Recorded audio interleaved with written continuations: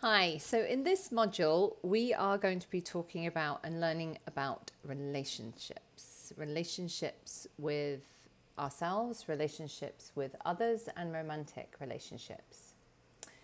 Relationships are our life's task. They are a task, relationships. They are organic, they are growing, they are changing, they are adapting. And I think I have found in my work that relationships can be really the hardest thing that we do, right? Because other people are not the way that we want them to be. They don't say and do things that we want them to do. Our relationships can feel difficult, they can feel challenging, and we don't always feel equipped to navigate them. So learning about ourselves in relationships is a fundamental part of sobriety, because they can be such massive triggers for drinking when we don't know how to deal with discomfort or conflict, or talking about the elephant in the room, or disappointment in a relationship, etc., etc. I don't think that there's any bigger trigger than our relationships. So I want to start by talking about the cycle of relationships, and there is a handout to go with this. So this is really interesting. And when I first learned about this, I realized that I did this in more ways than I realized. So I'm going to talk you through the cycle of relationships, and I'm going to talk about it in the context of romantic relationships, which is where we will see it most often. But when I learned about this, I realized that I did this in all relationships. So for example, when I started like a new job or something like that, I went through this cycle. So see if you can recognize yourself in this pattern and recognize where this cycle shows up for you. So when we enter into a relationship with someone, be it a romantic partner or a job or a new friendship, the first part is dream world. So when we are in the first stage of this cycle, dream world is where everything is wonderful. This person is amazing. They totally get me. This is so great. This new friend that I've met, oh God, we are so on the same page. I can just see us doing all these great things together. If it's a new job, it's oh my gosh, I just love it. So-and-so does coffee and they're just so positive. And if it's a romantic partner, it's they're just wonderful. We just, the way their little jokes, the way they say this, what they believe in. We are in this fantasy dream stage. Does everybody recognize that when you enter into a relationship with someone? Initially, there's this and it's called the dream world stage. The second stage of this cycle is the disillusionment stage. And that's when things get real. And we exit the dream world and we see things a bit more, what's really going on. We also see this stage not just as real, we also see it through our filter system, and it's really important. This is where limiting beliefs will really show up, by the way. So the disillusionment is exactly what it says on the can. We can start being oh, can't believe that they take forever in replying to my text messages, or oh my God, the meetings that I have to go to, or half the department doesn't know what they're doing, or we start getting disillusioned in our romantic partner in that, oh, well, I thought they were going to do this for me, or I thought they were going to be this way, or we just start finding fault. And we start finding a lot of fault, and we start focusing on the negative in the relationship. We realize that there are imperfections, that it's not all utopia and perfect, and these people or person is wonderful and perfect in every way. We start noticing imperfections, and as I said, our limiting beliefs can show up. And we can start telling ourselves a familiar story in a new situation or relationship. It might be, we can set ourselves up often for disappointment We can have all of these very unrealistic expectations of this relationship that we're in, that it's going to be this way this time, because that's how we saw it in our disillusionment stage. And then reality sets in and it's like, I'm going to be let down, I'm going to be rejected, I'm not appreciated, I'm not valued, I'm not seen, I'm not heard. The familiar pattern that we play out will start showing up here. And this is often where people exit. Again, notice this pattern in other people. Like, for instance, we all know someone who does this in jobs. They start this new job, this is just like, this is so me, I love it, I love everything. And then they get to the disillusionment and then they often leave. So this is often an exit point in the cycle of relationships. And the reason that it's a cycle is we then re-enter a new relationship, new job, romantic partner, friendships, and we always enter in the dream world stage first. Whatever relationship we enter into when it's new, we always enter into dream world first, and then we'll get to disillusionment. The third stage is the misery stage. And we have really invested a lot in this situation or this person. And we give a lot of our power away. There's a focus on you, on them. It's their fault, they're doing it wrong. If only they were this way, if only they were that way, you're not going to believe what they do, etc., etc., etc., etc. There's a lot of you, there's a lot of they're doing this to me. I feel like this, I feel sad and miserable and all that because of what they are doing to me. And at this stage, we can be aware that there's problems, but we just choose to avoid them or don't deal with them or deal with them inappropriately by using alcohol. We don't face up to what's really going on. We don't try and tackle our problems. We do a lot of blaming in this stage. And then again, this is another part where we can choose to exit. However, if we understand the cycle of relationships, and you've done this already inadvertently with some of your relationships, the fourth stage is enlightenment. So it gets real, and then it gets hard, and then the growth and enlightenment come. And the enlightenment stage is when both parties realize they need help. And this is the work stage. The focus is not on them changing. The focus is on what I can do differently. What can I change? How can I respond to this differently? How can I improve this situation in my work, in my friendship, in my romantic relationship? We recognize that we are separate from the other person or people, and that our responsibility is to work on ourselves. And as soon as we admit problems, that's when things begin to get better. This is the work stage, because it is about looking at ourselves. It's looking at, what is my pattern in this relationship? Do I enter into relationships with ridiculously high expectations and then feel crushed when they're not met, and then blame the other person because they haven't met my ridiculously high expectations? And have I done that more than once? Oh, maybe it's me. Maybe I'm doing it. So this is where self-awareness comes in, and we need a practice to be able to get to that self-awareness. We can see our patterns, because all we can do in any relationship that we're in is work on ourselves and keep to our side of the street. And it's really worth getting to the enlightenment stage, because that's where the growth is. And remember, we want the growth.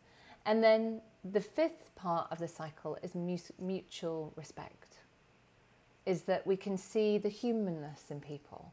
We can see that other people are just in process, and we can give people the dignity to be who they are in their process, wherever they are. We can understand that people are not perfect. We can talk about hard things. We can talk about the elephant in the room. And by being able to meet someone in their humanness, then our connections can be deeper and wiser, and there is trust, and there is growth. And this is where the relationship is alive. And there's a big difference, and I'm sure you've experienced it, where relationships are alive. They're not, we can be in relationships, but there's no life in them. right? They're just checking boxes. We're just whatever. We want relationships that are living and growing and flourishing.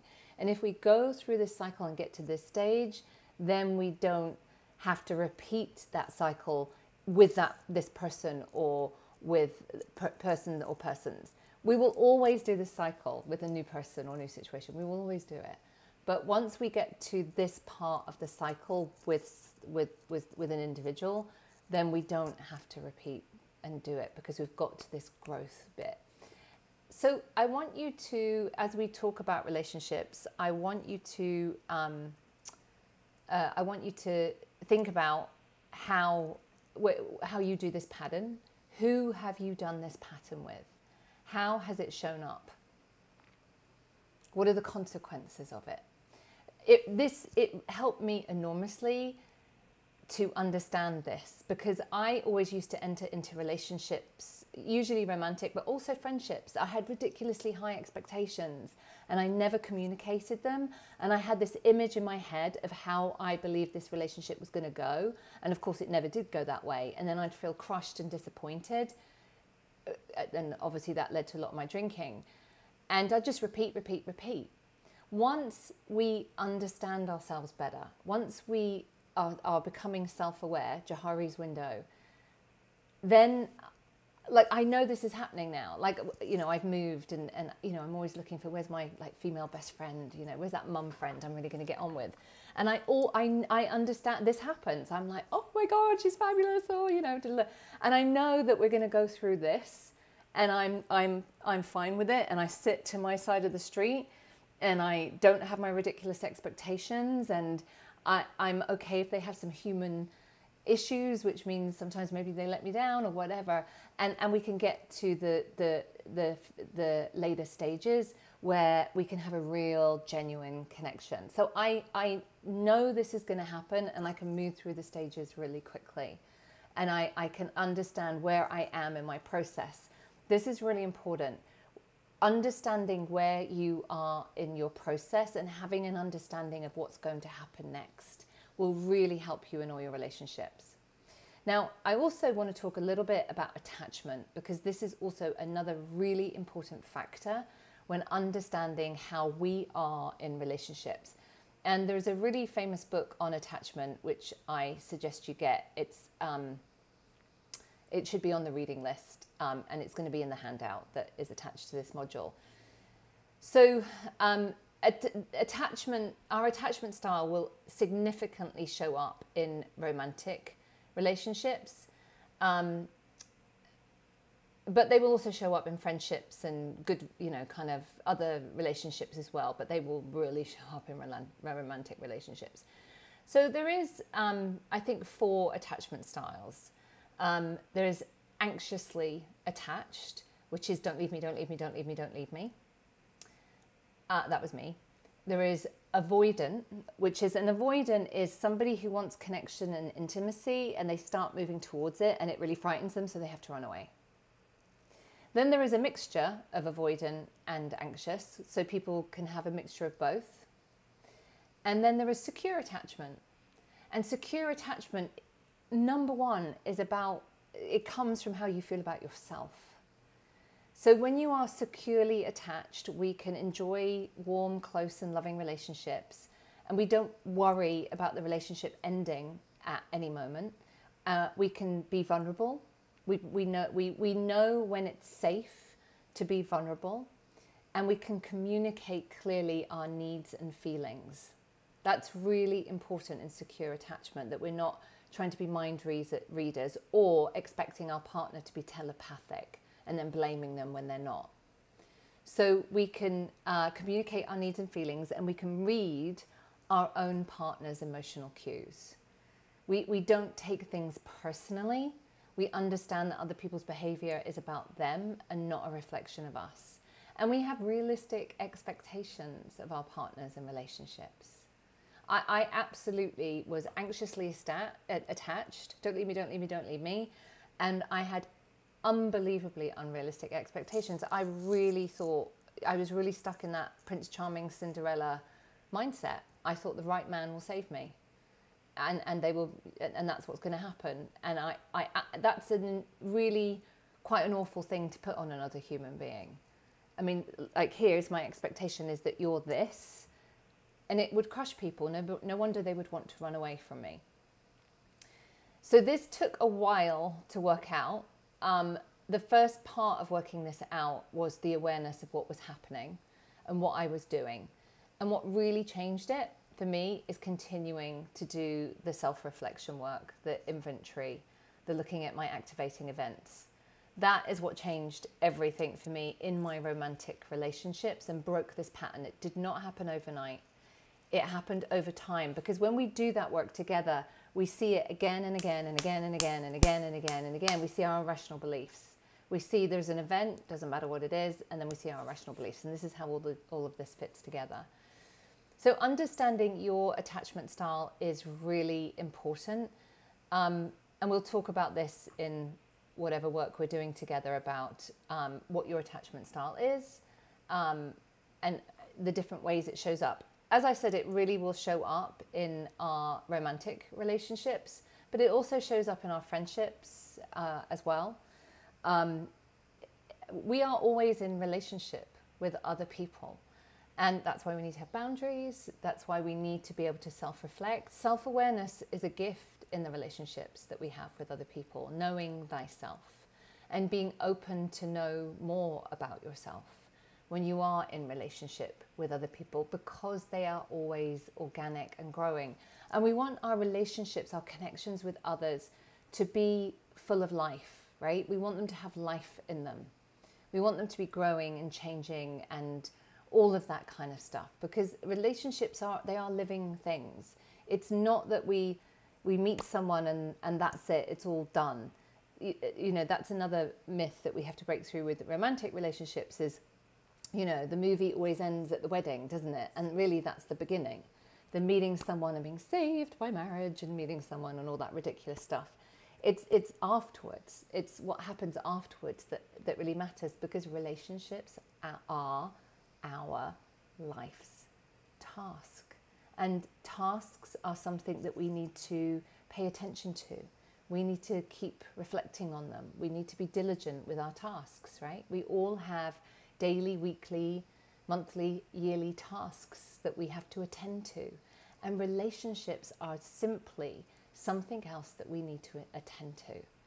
So have a look at the handouts. We will discuss this in our work together. And it's really one of the most important things that you can work on in your sobriety. It will have such a big positive effect on your long-term sobriety if we can navigate and renegotiate our relationships differently.